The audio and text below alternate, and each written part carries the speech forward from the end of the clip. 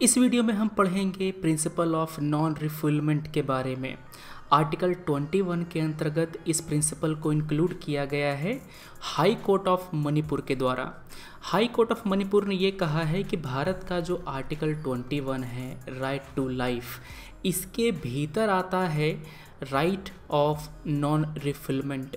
Non रिफुलमेंट का मतलब ये होता है कि अगर कोई विदेशी भारत में आता है, शरण लेता है अपने देश में हो रहे परसिक्यूशन से बचने के लिए, तो भारत सरकार या भारत की कोई अथॉरिटी उसको अपने देश में लौटने के लिए विवश नहीं कर सकती। फॉर एग्ज़ाम्पल, अगर म्यांमार से रोहिंग्या जो शरणार्थी हैं वो भारत में आते हैं, तो भारत सरकार उसको वापस उसके देश में नहीं भेज सकती क्योंकि उसकी जान को खतरा है।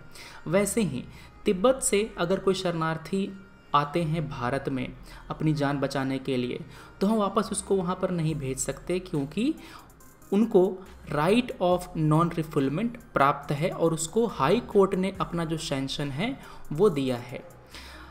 केस ये था कि 7 म्यांमार के जो नेशनल थे, म्यांमार के जो नागरिक थे, भारत में आए थे।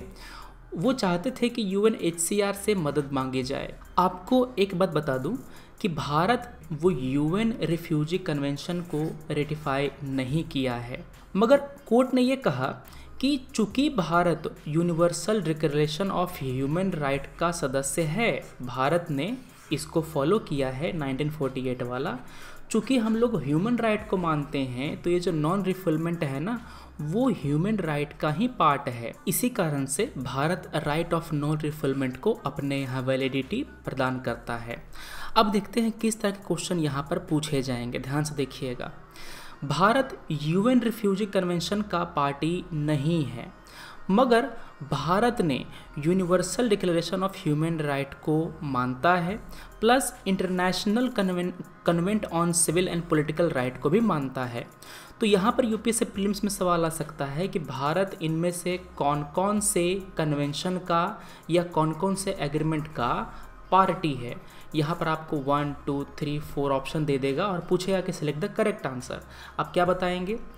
UN ह्यूमन राइट कन्वेंशन, इसका ये पार्टी है। UN का जो रिफ्यूजी कन्वेंशन है, इसका पार्टी नहीं है।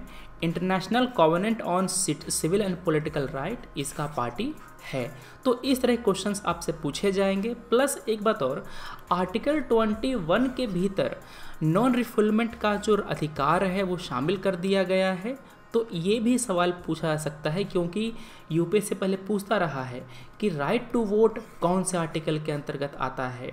राइट टू लाइफ जो है ना, वो काफ़ी ज़्यादा एक्सपैंड किया गया है हमारे कोर्ट के द्वारा। ये जो हमारा सुप्रीम कोर्ट का अधिकार है, सुप्रीम कोर्ट का ये पावर है कि हम लोग किसी भी आर्टिकल को इंटरप्रेट कर सकते हैं। ये देखते हुए, अपनी इस पावर का इस्तेमाल करते हुए, हमारे कोर्ट, चाहे वो हाई कोर्ट हो चाहे वो सुप्रीम कोर्ट हो, किसी भी आर्टिकल का पुनर्व्याख्या कर सकते हैं। एक बात और, जुडिशियल इंटरप्रिटेशन का जो अधिकार है वो हमारे हायर जुडिशरी को है केवल, मतलब कि हाई कोर्ट और सुप्रीम कोर्ट को है, डिस्ट्रिक्ट कोर्ट को नहीं होता।